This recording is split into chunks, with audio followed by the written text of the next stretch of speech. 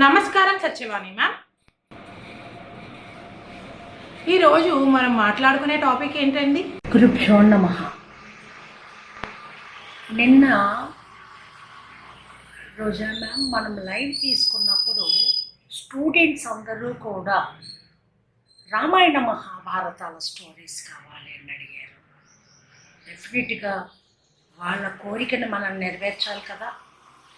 ఎలాగో మనకి రాబోయే శ్రీరామనవమి సందర్భంగా రామాయణాన్ని మొత్తము 6 కాండలతో ఉందమ్మా. ఇది ఈ 6 కాండాలని చక్కగా కాండ వైజ్గా చెప్పుకుంటూ వెళ్దామని నిర్ణయించుకున్నాను. సో మొదలుగా రాముని యొక్క నామాలతో ఒక శ్లోకం ఉంది. ఆ యొక్క దేవుణ్ణి ప్రార్థించుకుంటూ దాంతో మొదలు పెడదామా? ఓకే. అసలు రామాయణం అంటే ఏంటి? రామ ఆయనం. ఆయనము అంటే ప్రయాణమని, మార్గమని, గమనమని, నడక అని అనేక అర్థాలు ఉన్నాయమ్మా. సో రాముని యొక్క గమనం, రాముని యొక్క నడక, అది మనకందరికీ కూడా ఆదర్శం. రాముడు సామాన్య మానవుడు కాదు, ఆదర్శ పురుషుడు. ఆయన గురించి మనం మాట్లాడాలి అంటే విష్ణుంచ వేదాహ విదతీతి. వేదాహ అంటే విష్ణు స్వరూపుడే ఆ రాముడు అని చెప్తున్నాం.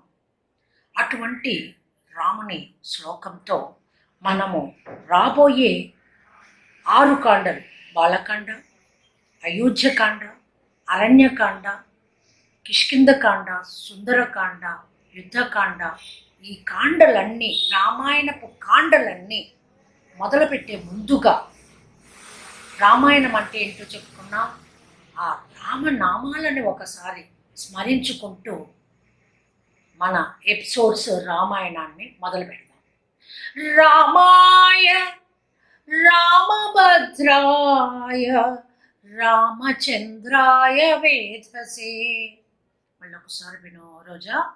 రామాయ రామభద్రాయ రామచంద్రాయ వేధసే రఘునాథాయ నాథాయ సీతాయాః పతయే నమః. రామ, రామభద్ర, రామచంద్ర, రఘునాథ, సీతాపతి అని మనం పిలుచుకుంటాం. అయితే ఏ నామం ఎవరు పిలిచేవాళ్ళు, దాని గురించి చెప్పుకుందాం. ఇక్కడ రాముడి నామాలన్నీ ఉన్నాయి. రామ ఉంది, రామభద్ర ఉంది, రామచంద్ర ఉంది, వేదసే ఉంది, రఘునాథ ఉంది, నాథ ఉంది, సీతాపతి అని ఉంది. ఆ నామాలు ఎవరెవరు పిలిచేవారు అన్న దాని గురించి మనం ఇప్పుడు ఈరోజు చెప్పుకుందాం. రామా అని పిలిచేవాళ్ళుట దశరథ మహారాజు, తల్లి అయిన కౌసల్య, సుమిత్ర, కైకేయి. రామా రామా రామా అని పిలిచేవాళ్ళుట రాముణ్ణి. మరి తర్వాత రామాయ రామభద్రాయ, రామభద్ర అని ఎవరు పిలిచేవాళ్ళు?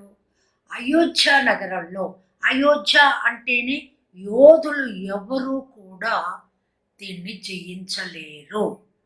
అలాంటిదే అయోధ్య. యోధులు జయించలేనిదే అయోధ్య. ఆ అయోధ్యకి దశరథ మహారాజు.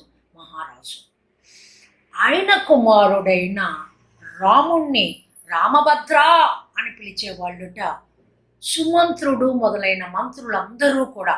భద్రుడు అంటే క్షేమాన్ని కలిగించేవాడు అని, భద్రుడు అంటే క్షేమాన్ని కలిగించేవాడు అని. అందుకని రామభద్ర రామభద్ర అని సుమంత్రాదులందరూ కూడా, సుమంత్రుడు ఆయన మెయిన్ మంత్రి, వాళ్ళందరూ కూడా పిలిచేవాళ్ళట రామభద్ర రామభద్ర అని. అర్థమవుతుందా? ఆ తర్వాత రామచంద్ర అని ఎవరు పిలిచేవాళ్ళో తెలుసా నీకు? రామచంద్ర రామచంద్ర అని అయోధ్యవాసుల్లో అందరూ కూడా, ప్రజలందరూ కూడా రామచంద్ర అని పిలిచేవాళ్ళట. ఎందుకు? చంద్రులాంటి ముఖాన్ని కలిగి ఉన్నాడు. ఆ చంద్రుడు తాపాన్ని తగ్గించి మనకి చల్లటి వెన్నెలనిచ్చేవాడని, అటువంటి చల్లటి వెన్నెలనిచ్చి రామచంద్రుడిని అతన్ని రామచంద్ర రామచంద్ర అని అయోధ్య వాసులు అందరూ కూడా పిలిచేవాళ్ళట. ఆ తర్వాత ఏమని వచ్చింది? రామాయ రామభద్రాయ రామచంద్రాయ వేధసే. వేధసే, జాగ్రత్తగా వినమా. ఇక్కడ వేధసే అంటే ఓ పరబ్రహ్మస్వరూప అని. పరబ్రహ్మస్వరూపుడు ఈయన సాక్షాత్తు పరబ్రహ్మ. మానవ ఆకారంలో వచ్చాడు, కానీ మానవుడు కాదు, సాక్షాత్తు ఆ దేవదేవుడే అని వేధసే వేధసే అని పిలిచేవాళ్ళు ఎవరండి? జాబాలి మొదలైన మహర్షులందరూ కూడా. జాబాలి మున్నగు వాళ్ళందరూ మహర్షులందరూ కూడా వేధసే వేధసే అని పిలిచేవాళ్ళట. మరి రఘునాథ తర్వాత ఏమొచ్చిందమ్మా మనకి? రఘునాథుడు అని వచ్చింది. రామాయ రామభద్రాయ రామచంద్రాయ వేధసే రఘునాథాయ. రఘునాథ, రఘువంశానికి సంబంధించిన ఆయన కదండి. రఘునాథ రఘునాథ అని పిలిచేవాళ్ళుట రాముని వంశ ప్రతిష్టని పెంచేవాడు కాబట్టి, వంశాభివృద్ధి కలిగించేవాడు కాబట్టి, నువ్వే మా యొక్క రఘువంశానికి నువ్వే మాకు దిక్కు అని మహర్షులే పిలిచేవాళ్ళు. రఘునాథ రఘునాథ అని అంటే ఏంటి? గొప్పవాడు అని, గొప్ప ప్రభువు అన్నట్టుగా.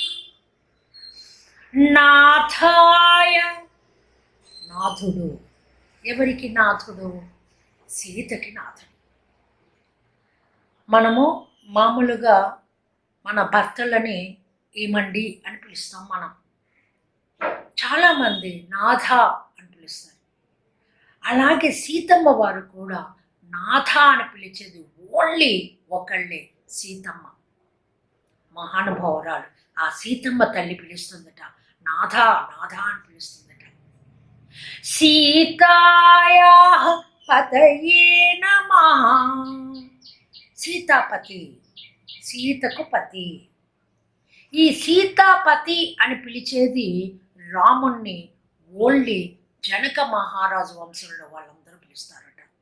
ఎందుకంటే వాళ్ళ ఇంట్లో అమ్మాయి సీతకి ఈయన పతి కాబట్టి సీతాపతి సీతాపతి అని పిలిచేవాళ్ళట. ఎంతో గొప్పగా చెప్పబడిందమ్మా. మళ్ళీ ఒకసారి శ్లోకాన్ని వినండి.